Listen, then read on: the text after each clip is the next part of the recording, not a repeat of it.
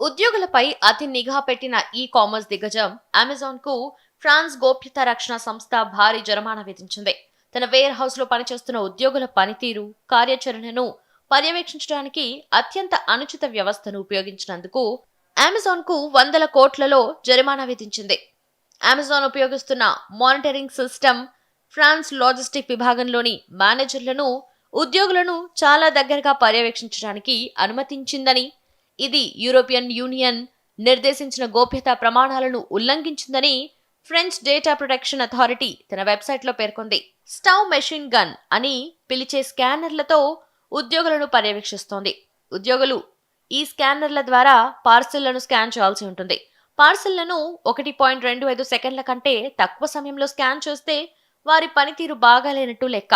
ఈ పద్ధతి ఉద్యోగి ఉత్పాదకత, పని అంతరాయాలను కొలవడానికి ఉపయోగిస్తున్నారని సిఎన్ఐఎల్ ఆరోపిస్తుంది. ఇది యూరోపియన్ యూనియన్ గోప్యతా నియామకాల ప్రకారం చట్ట విరుద్ధమని $35 మిలియన్ అంటే 290 కోట్ల రూపాయల జరిమానా విధించింది. అయితే ఈ వాదనలను Amazon తోసిపుచ్చింది.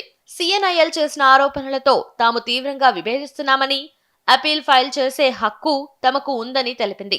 Wear house management systems, పరిశ్రమ ప్రమాణాలు, కార్యకలాపాల భద్రత, నాణ్యత సామర్థ్యాన్ని నిర్ధారించడానికి సమయానికి, కస్టమర్ అంచనాలకు అనుగుణంగా ప్యాకేజ్ల నిల్వ ప్రాసెసింగ్ ను ట్రాక్ చేయడానికి అవసరమైనవి అని అమెజాన్ తన ప్రకటనలో వివరించింది.